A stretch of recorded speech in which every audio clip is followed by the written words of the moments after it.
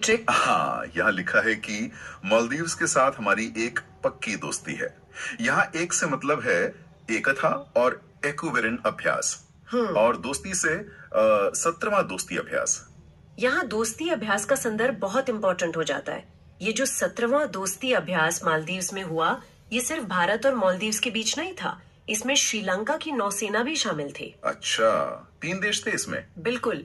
हिंद महासागर में जो समुद्री व्यापार मार्ग हैं, उन्हें सुरक्षित रखने के लिए इन तीनों देशों का एक साथ आना रणनीतिक रूप से बहुत जरूरी है। बाकी जो 8वां एकथा और 14वां एक्विवेलेंट है, वो सिर्फ भारत और मालदीव्स की सेनाओं के बीच है। Got it. और श्रीलंका के लिए जो ट्रिक दी गई है स्टडी टेक की स्लाइड में वो है श्रीलंका हमारा पुराना मित्र है, जिससे मित्र शक्ति याद आ जाता है। एकदम सही। 11वां मित्र शक्ति अभ्यास जो कि थल सेना और नौसेना दोनों का जॉइंट एक्सरसाइज है और इसके अलावा 12वां स्लीनेक्स अभ्यास भी हुआ है जो पूरी तरह से नौसेना पर फोकस करता है। मित्र शक्ति का महत्व इसलिए बढ़ जाता है क्योंकि श्रीलंका की भौगोलिक स्थिति हमारे लिए बहुत अहम है। इसे मिलिट्री लैंग्वेज में इंटर ऑपरेबिलिटी कहते हैं। दोनों देशों की सेनाओं को एक दूसरे के काम करने के तरीके समझने होते हैं। सही कहा। अब नेपाल वाली ट्रिक तो और भी फनी और क्रिएटिव है। इसमें लिखा है नेपाल के ऊंचे पहाड़ों से सूर्य किरण सबसे पहले आती है। वाह, ये बहुत आसान कर देता है याद रखना। है ना। इससे 19वां सूर्य किरण अभ्यास तुरंत याद हो जाता है। ये उत्तराखंड के पिथौरागढ़ में थल सेना द्वारा किया गया था। पर मेरा एक सवाल है, यहाँ पिथौरागढ़ ही क्यों चुना गया? देखिए, ये एक बहुत ही अच्छा पॉइंट है। पिथौरागढ़ एक पहाड़ी इलाका है जिसकी टोपोग्राफी नेपाल और बाकी हिमालय क्षेत्रों से काफी मिलती जुलती है। सूर्य किरण अभ्यास का मेन ऑब्जेक्टिव ही माउंटेन वॉरफेयर और डिजास्टर मैनेजमेंट है। ओ, मतलब पहाड़ी इलाकों में आपात स्थिति से निपटना। बिल्कुल। जब नेपाल में भूकंप जैसी आफतें आती हैं, तो इंडियन आर्मी सबसे पहले मदद करती है। उन्हीं हालतों की प्रैक्टिस यहाँ होती है।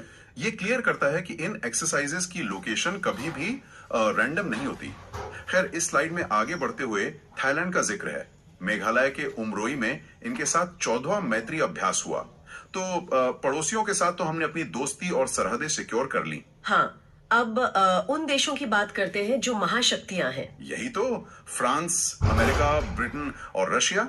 जब हम इन सुपर पावर्स की तरफ देखते हैं ना, तो स्टडी टेक ने उन्हें याद रखने के लिए कमाल की मेमोरी ट्रिक्स बनाई हैं। उससे पहले एक बात बता दूं, जब भारत इन सुपर पावर्स के साथ एक्सरसाइज करता है, तो ये दुनिया के लिए एक स्टेटमेंट होता है कि हमारी सेना किसी भी एडवांस्ड फोर्स के साथ कदम ताल कर सकती है। बिल्कुल।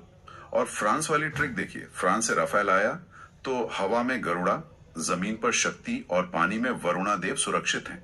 इस एक लाइन से तीनों सेनाओं के अभ्यास दिमाग में छप जाते हैं। ये ट्रिक सच में काफी विजुअल है। हाँ, वायुसेना का 8वां गरुड़ा, थल सेना का 8वां शक्ति और अरब सागर में नौसेना का 23वां वरुणा। और इसमें जो 8वां गरुड़ा अभ्यास है ना, उसमें ध्यान देना जरूरी है।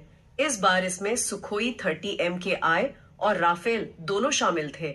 अब देखिए, सुखोई रशियन टेक्निक पर बेस्ड है और राफेल एक फ्रेंच एयरक्राफ्ट है। दोनों को एक साथ उड़ाना काफी मुश्किल होता होगा। बहुत। जब इंडियन एयरफोर्स इन दोनों अलग अलग टेक्निकल बैकग्राउंड्स वाले प्लेन्स को फ्रेंच एयरफोर्स के साथ एक साथ यूज करती है, तो ये लॉजिस्टिक और कम्युनिकेशन के नजरिए से एक बहुत बड़ी अचीवमेंट है। कमाल की बात है। और वरुणा अभ्यास अरब सागर में हुआ, जहां व्यापारिक जहाजों की सुरक्षा आजकल एक बड़ा मुद्दा है।